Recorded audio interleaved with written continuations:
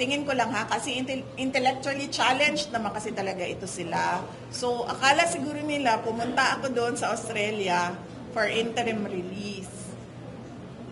Yun ang, ganyan mag-isip ang mga intellectually challenged. Hindi masyado malalim yung pag-iisip nila. Oo. Hindi nila pinapalaliman yung pag-iisip. So, siguro, akala nila, dahil pumunta ako Australia, akala nila related yon sa interim release. Hindi.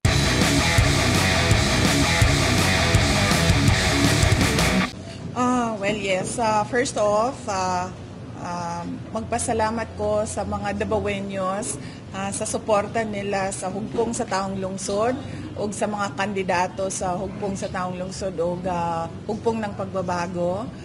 And mag-congratulate ko sa ato ang mga councilors elect, sa ato ang Vice Mayor, and of course kay former President Rodrigo Duterte sa iyahang pagdaog as Mayor of Davao City o sa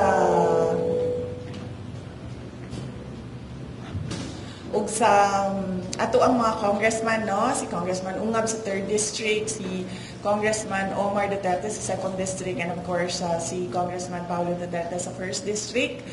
Ang advice nako sa ilaha to be always faithful sa ilahang duties, sa ilahang office, and gaganina nakita nato sila nanumpa, no? Na dito sa ilahang panunumpa to, number 1, be faithful to their functions and be faithful to the functions of their offices, if any, in addition to the position that they were elected to. And then next, that they will stand firmly by the legal orders, laws and decrees of duly constituted authorities in our country. And of course, that they be faithful to their oath, and that they are not, they have no purpose of evasion in their oath.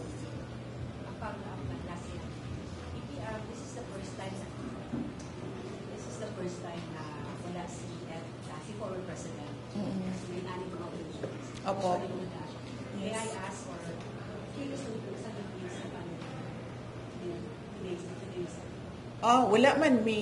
wala may discussion about his absence.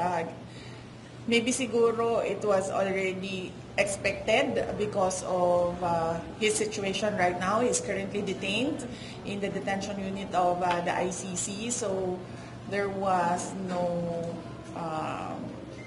any other feeling except accepting the matter of fact that he will not be present in the oath-taking this afternoon. Ma'am Ruth, ma'am.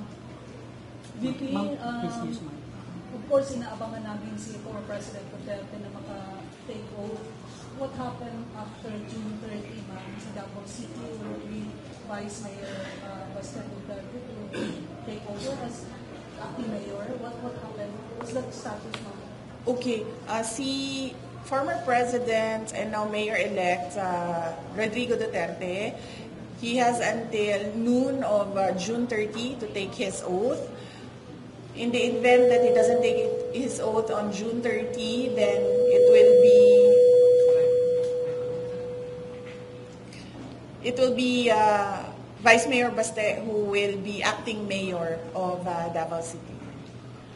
Pero tanong kasi ng Davaoeño Mayor, kung makapag-take oath ba anong chances doon, Vice? Oo. Ma'am, mag-in-English lang po, ma'am, ha? Okay. Para makuhaan siya sa international po. Oh, sorry, ma'am. At sa pangutan na, ma'am. English mo? Ma'am, sorry. Wala mo na minaw. Napag-usapan niyo ba yung oath-taking? Yung sabi mo is hanggang meron pang afternoon June 30? For former President, no?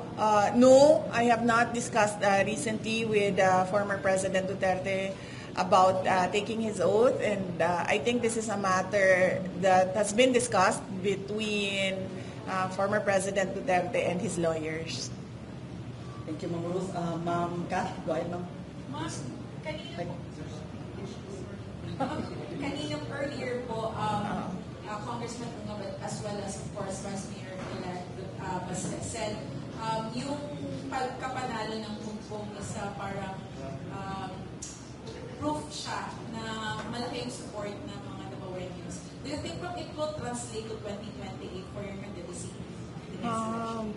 Well, it is difficult to speculate, no, whether the midterm elections will affect the 2028 presidential elections. But I can say that the midterm elections for Davao City was an affirmation of the leadership of Mayor Baste Duterte and former Mayor Rodrigo Duterte, and as well as Congressman Isidro Ungab, no, where he was given as his third term for his second set as representative of the 3rd District. And last na lang po, are we optimistic, ma'am, that former President can still take his oath and somehow go home after the ICC? As a Dabaweño, yes, I hope and pray that he will take his oath because I voted for him. I wanted him to be mayor of Davao City. So that is my prayer. But we really do not know what are the discussions between lawyers and former President Duterte. So we wait. If he takes his oath or he doesn't take his oath, then we will have a situation where Davao City will have an acting mayor. Thank you, Ma'am Kat. Argel, Relator Ma'am Jemmy. Hello, hapon, ma'am. Earlier today, ma'am, you filed your cover affidavit before the Office of the Ombudsman to answer allegations din po sa alleged misuse ng confidential funds ng OVP at saka any details that you give us regarding The content? Yes, ma'am. Oh, okay. With regard to the content, it is best if you can talk to my lawyers. For my ombudsman cases, my lawyers are Attorney Paul Lim, Attorney Clifford Chua, and they are assisted by Attorney Michael Powa. They can best explain the contents of the answer to the order of the ombudsman to give an answer, no? So as not to siguro for me to affect their defense strategy. So they are the best people to explain what can be publicly known and what cannot be stated in public. Earlier today, ma'am, may lumabas ng reports na accordingly, ma'am, Australian government has declined to host former President Rodrigo Duterte should the interim release document. Any reaction po nakatanggap kayo from the sir? Oh yes, I saw an email by a certain Hasna of the Australian Department of Foreign Affairs and Trade, yes. An email of, yes, a certain Hasna of Department of Foreign Relations and Trade. Yes, and first off, I'd like to clarify that the defense team of President Duterte never reached out to the Australian government to discuss about his interim release. There is no application of former President Duterte for interim release in Australia, and the submission of the lawyers of President Duterte, wherein there were two countries indicated in the document, albeit redacted. I have to confirm that the two countries, none of which is Australia. So I do not know why there was an email from a certain Hasna about the interim release of President Duterte to Australia. This has never been discussed with the Australian government. There was never an application with the Australian government, and there is no intent as well to apply for interim release with the Australian government. Follow-up na. Aside dun sa two countries na reluctant ba, may other countries po ba na express na intent na in case mag-granted ng interim release na ready din silang tanggapin si FDR? Ang na-mention ko lang naman sa previous interviews ko is that merong list of countries na sinulat ang defense team ni dating Pangulong Rodrigo Duterte kung saan nila iniisip na pwedeng mag-apply ng interim release. But hindi yung lisahan na yon ay hindi in-applyan ng interim release. So, it is wrong to assume na because there is a list, there was an application for interim release to all the countries. No. Last follow-up. Ma'am, yung email mo was directed to you, ma'am, or to OVP o sa council ni FDRRD? Ang email, I don't know saan galing ang email, but I got a copy. Yung email ng Australia ni certain Hasna of the Australian Foreign Relations and Trade. I do not know where and to whom it was addressed, but I got a copy of it, and I do not know as well on what basis she was able to say that there is parang it is not discussed with the Australian government and they will not allow interim release in Australia because in the first place there is no application for interim release in Australia. Okay, Bril Montalvo, ma'am, News 5. Mike, please.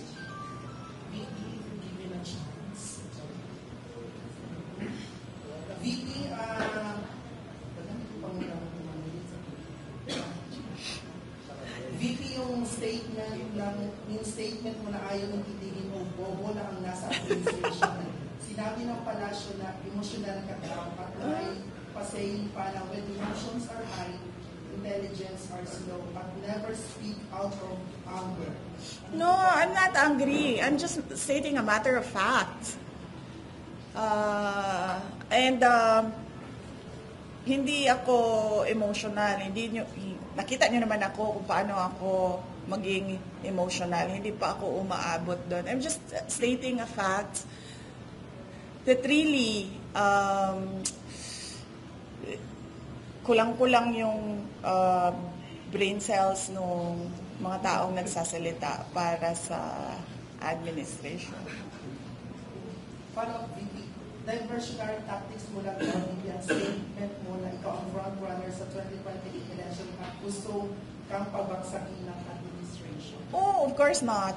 So, let's just say na diversionary tactic ko yung yung presidential elections for 2028. Hypothetically, ganun yon. So, lumipat tayo sa ibang rason kung bakit nila ako atakihin. What they are doing is what is called political scapegoating.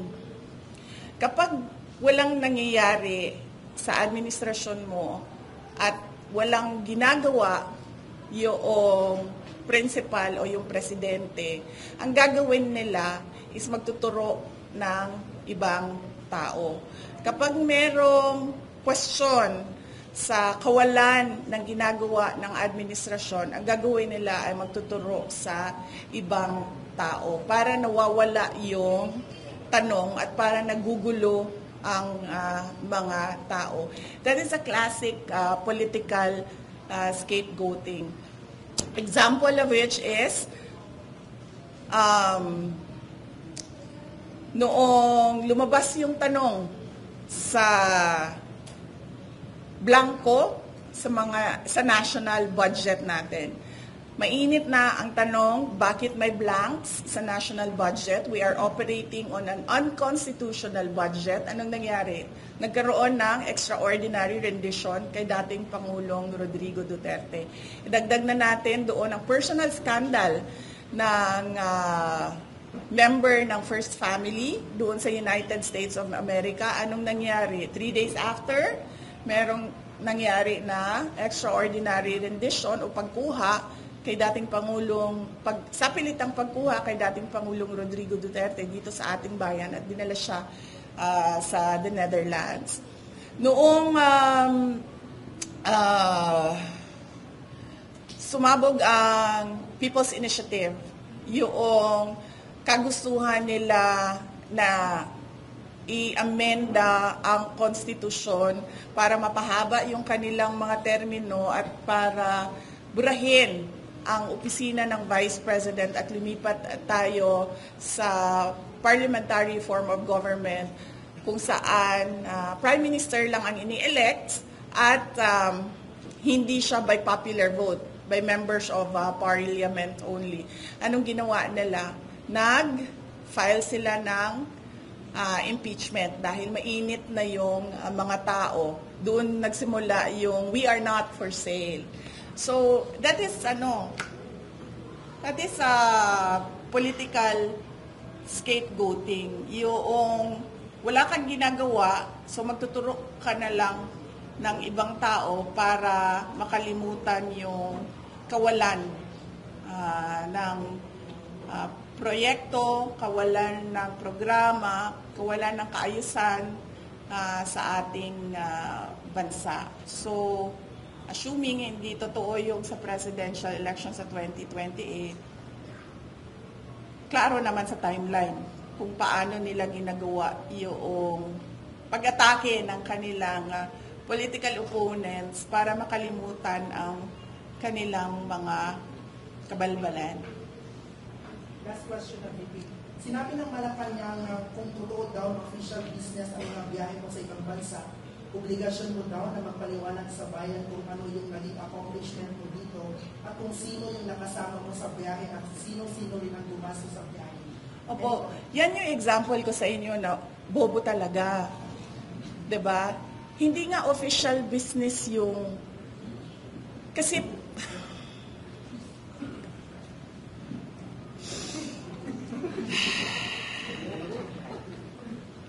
kailangan ko pa ba mag-explain? Sige, kailangan ko mag-explain nito, no? Kasi ang kausap mo medyo mahina, diba? So, sige. Kapag gumagamit ka ng pera ng gobyerno, yan yung official business. Kapag hindi mo ginagamit yung pera ng gobyerno, mag-leave ka at yan yung personal. Okay? Kapag gumagamit ka ng pera ng gobyerno, official business yan, kailangan mong mag-report. Magsabit ng report. Kapag personal siya at walang gamit ng pera ng gobyerno, hindi mo kailangan mag-report. So, ganun lang yan ka-simple na kailangan ko pa i-explain.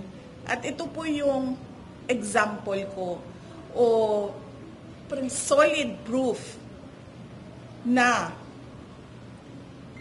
ano ba ibang term ng bobo? Pero yung mas magandang term ng bobo. Iba pa. Ano daw? Sa Bisaya, sa gani, ng bugo gani. Ay. Pero sa kuan, sa Bisaya slang, sa ang bugo. Oplok. Mas worse man na sa bobo eh. Yung medyo maganda pakinggan pero nagsasabi ka pa rin na bobo. Ha? Slow? Slow kasi hindi siya bobo eh, slow. Siya mahina lang, no? Anong pag-iba? Bobo na lang, ma. Bobo na lang.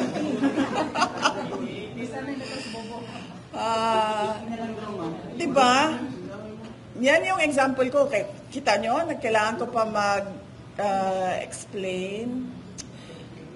nakakahiya na yung ginagawa nila. I mean, sa totoo lang, as a Filipino, I am truly embarrassed with what is happening in our country, especially coming from the administration. Last two questions, VP. Yes, Ma'am Aimee, please use the mic. VP, Okay.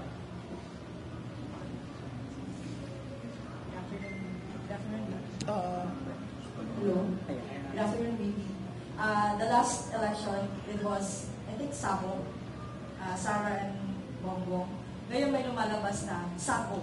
That's Sara and Bongbong.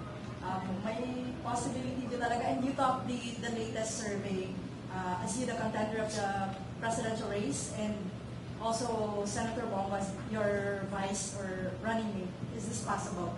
And what's your comment on this? Well, sinabi ko kanina, no, may nagtanong din niyan kanina, galing kami sa Igapos. Masyado pa kasing malayo yung 2028 para natin basihan yung surveys. Ang pinakamaganda kasi na survey na basihan is yung kung pag nakikita mo na kung sino yung mga official candidates ng certain position. Yun yung pinakamaganda na tingnan na survey kasi kandidato na sila lahat. So maganda na yung spread ng numbers. So masyado siyang malayo for 2028 and hindi natin alam kung anong mangyayari bukas. In fact, by my experience, and we saw this as well with in 2016 with former President Rodrigo Duterte na very last minute yung decision niya. Yung sa akin naman was change of, not really a change, no? But I ran for a different position. So, antayin na lang siguro natin yung mga surveys kung saan nakikita na talaga natin kung sino yung mga kandidato for president. Thank you, Ma'am Aimee. VP, last question. Yes, sir. Sir, use my VP, ano po yung masasabi natin sa ating current government na everybody is worried na po sa nangyayaring kaguluhan sa ibang bansa, especially may mga OFW po tayo nasa Iraq at saka sa Iran. But still, they are thinking of politics pa rin po dito sa ating bansa. Nakakalungkot dahil as I said, ganyan, no? Scapegoating yung ginagawa. Delikado na yung buhay ng ating mga kababayan doon sa mga bansa na apektado ng kaguluhan sa Middle East.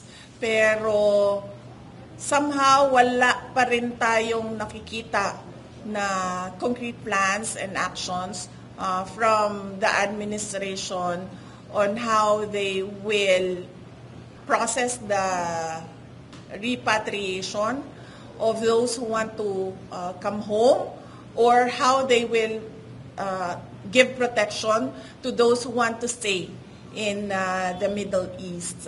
Yan po yung trabaho ng gobyerno, pero hindi natin nakikita yung urgency sa mga galaw nila pagdating sa seguridad ng ating mga kababayan sa Middle East.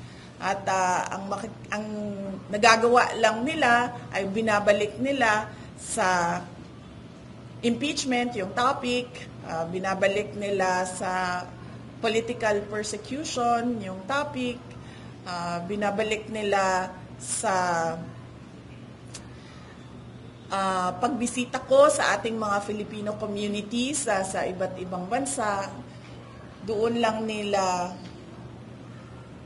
dinidirect yung attention nila at hindi doon sa mga totoong problema natin, tulad ng dati ko pang sinasabi, 2 taon na pataas ng pataas yung ng pagkain, ang basic necessities. Tumataas din yung nagugutom. Wala tayong food security plan. plano pa siguro nila na sumali sa kaguluhan, pero wala man silang iniisip kung paano nila masecure o mapanigurado ang seguridad ng mga Pilipino. So, anong mas magandang term? Ano ba ang English sa bobo? Sus, kunwari pa kayo wala kayong chat GPT dyan, ha? Kunwari pa kayo lahat na wala kayong chat GPT, ha? Bulayog sa Binisaya ba na siya?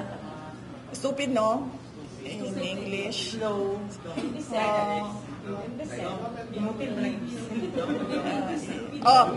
Unintelligent. Now that is significant impact ang Israel war sa ato ang economy. Tinuod ka? Yeah, Kanus ana? Niya gisulti. Tinuod na niya gisulti niya. Yung rising daw ng fuel, nagababa daw ngayon. No, significant impact yung term niya na sa economy ng Philippines, yung Israel-Iran war.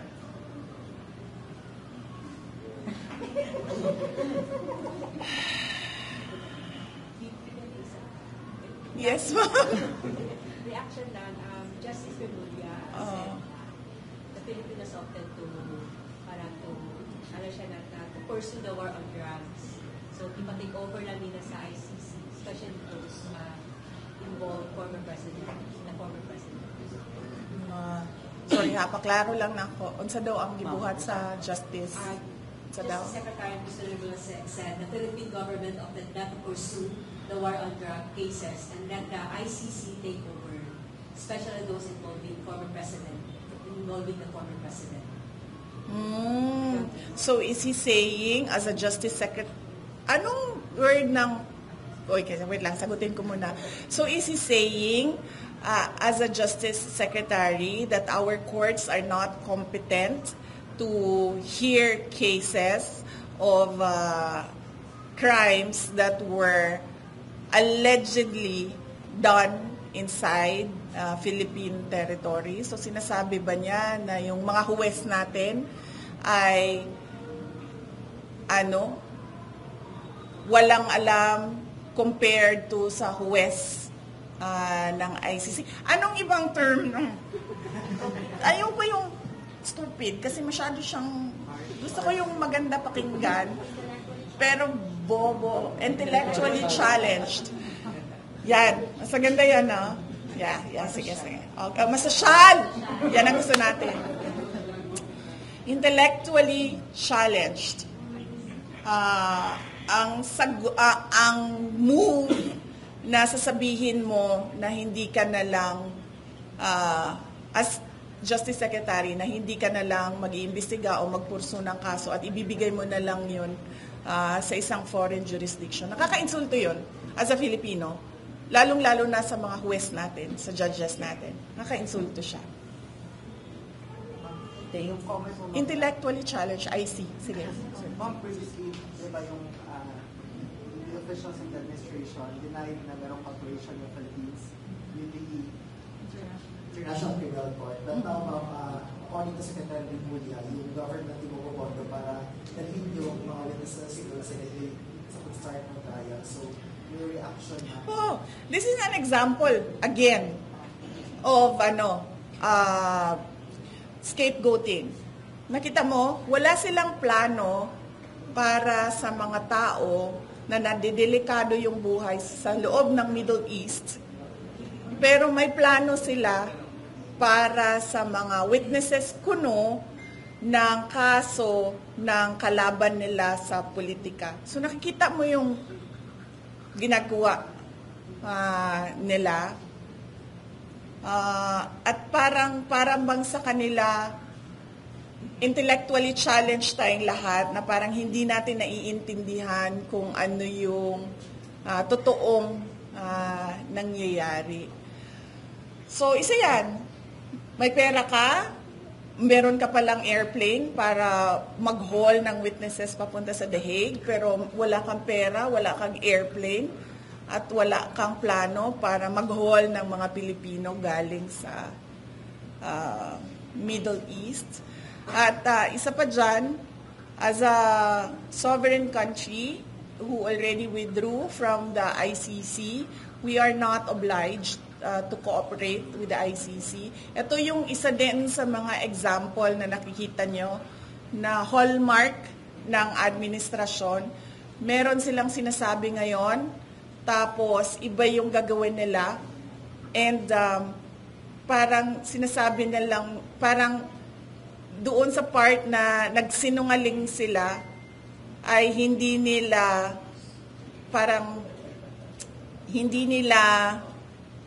ina-acknowledge na nagsisinungaling sila.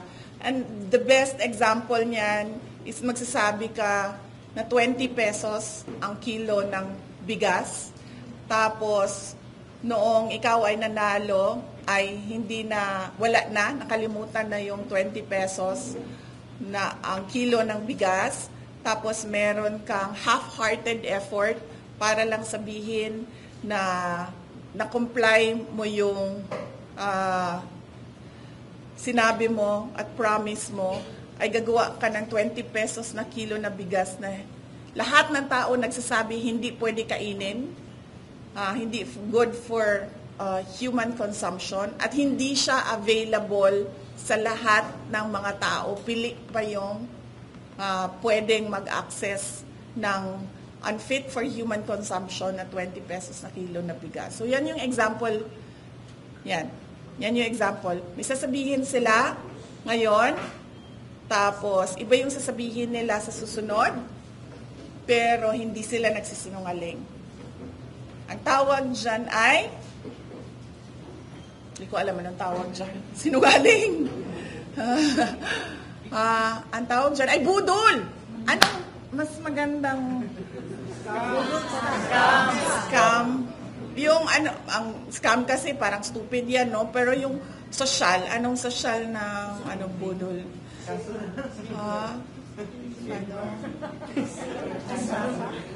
Yun, pag-isipan natin kung ano yun. Pero sa isa, meron na tayo, intellectually challenged. BP, yung reaction na talaga yung sinasabi ni BBBM na no significant impact sa ating economy, yung Israel. Well, we're not surprised. We have leaders who are intellectually challenged at the moment. Thank you, VP. Magiging acting vice mayor. The highest, by percentage, the highest councilor who received the highest votes in percentage to the actual voters. Hindi ko alam, hindi ko tinanong. Kasi dati, 3rd district lagi kasi sila yung pinakamaraming voters eh. So dati, di ba, si Congressman Ungab, pero at ngayon, election na ito, hindi ko alam kung 1st district yun. BB, asa ka, kaya man ka mo salmot or mo appeal sa zona ni BBM sa wala pa ko kibalo, asa ko ana na adlaw, wala pa namon nahuman ang schedule. So, wala pa ko kabalo kung asa ko sa July 28. Tanaw na to, basta hindi magbago ako ang huna-huna niya, mulingkod ko dito. Sige, sir. Pangpagubot lang. Figures from other governments, they would be willing to host the president? Wala. Hindi ko alam, sir. Sa totoo lang, ito ay discussion ni dating Pangulong Rodrigo Duterte at ng kanyang abogado. Ma'am, sa ito ganito sa email sa Australian government, inquiry lang siya or clarification? Wala ko. Basahin ko na lang, no? BB, Australian government, baginagigan or something? Department of Foreign Affairs and Trade of, I guess, Australia. Kay ngano ang iyahang kuan, ang iyahang telephone number is +61. Tapos ang iyahang website is dfat.gov.au. So basahin ko na lang ha para marinig nyo. The Australian government is aware that former Philippines President Rodrigo Duterte has applied for interim release to a third unnamed country. Australia has not agreed to host Mr. Duterte if he is granted interim release, nor are we considering this. Mr. Duterte's interim release is a matter for the ICC to consider in line with the Rome Statute. Kind regards, Hasna. Media Liaison Section, Department of Foreign Affairs and Trade. So ito yung nakuha namin. And as I said, the defense team of President Duterte did not apply for interim release in Australia. So I do not know from where she or he based her email. And it was dated yesterday?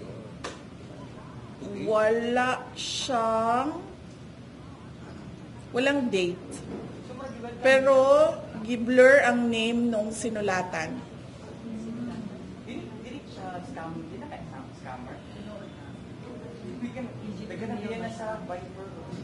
Kana po ang dili ko kabalo no kay wala may apelyido, first name lang. One name lang ang so wala ko kabalo if this is a family name or a first name. Wala kang siya source. Only reports. Oh, so as journalists and as reporters, pwede ba ka magbuhat o news item na wala kay source?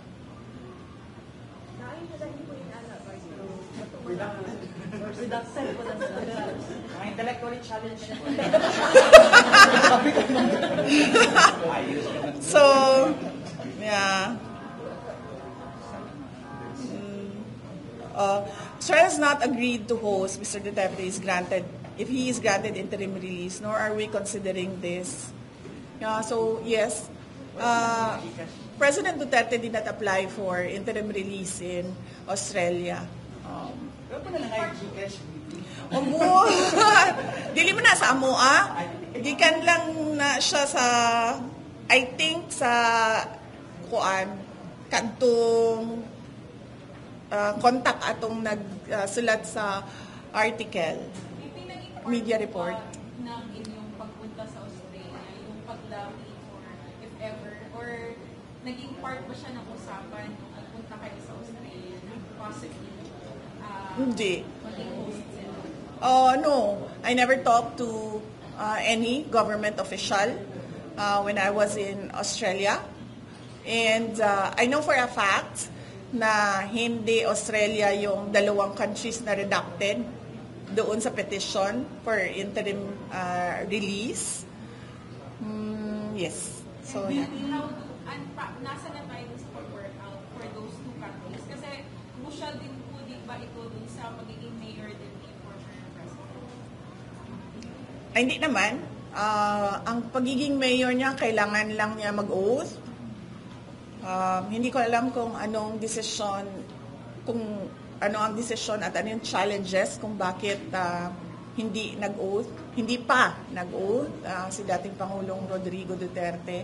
At yun. Kung intervene si DILG on a matter, hindi siya makatake off by June 3rd. Dili.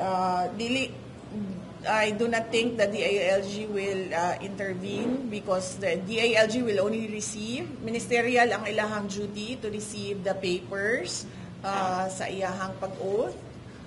And dili nila trabaho magpa-oath sa mga elected.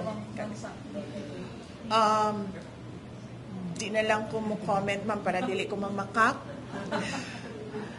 Ma'am, to clarify, kasi parang yun yung response nila. According sa natin yung sa Australia, Australia is one of parang the list, sa list na ito-consider. Kung kayo yung naintindihan nila ma'am, na parang isa yung Australia sa dalawa. Just to clarify ma'am, na wala yung Australia or hindi ibig sabihin na nasa list siya yung isa sa dalawa na country. I think it was clear sa aking statement na is in the list, but I never said that Australia is one of the 2 countries in the petition. Never said that. So, siguro, ano na lang din siguro ito, kagagawan ng ano. What are you thinking now? It's a propaganda? Oh, likely, of course. I would not be surprised if this is propaganda coming from the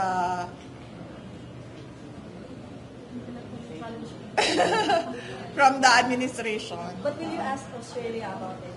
Kung totoo? About the interim release, hindi na. Kasi alam ko naman na hindi totoo yung kasi alam ko naman na hindi nag-apply ng interim release sa Australia. So, hindi ko na kailangan tanungin ang Australia.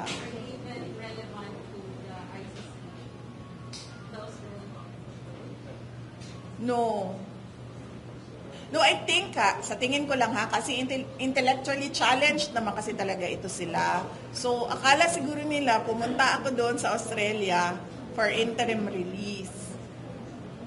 Yun ang ganyan mag-isip ang mga intellectually challenged. Hindi masyado malalim yung pag-iisip nila. Oo. Hindi nila pinapalaliman yung pag-iisip.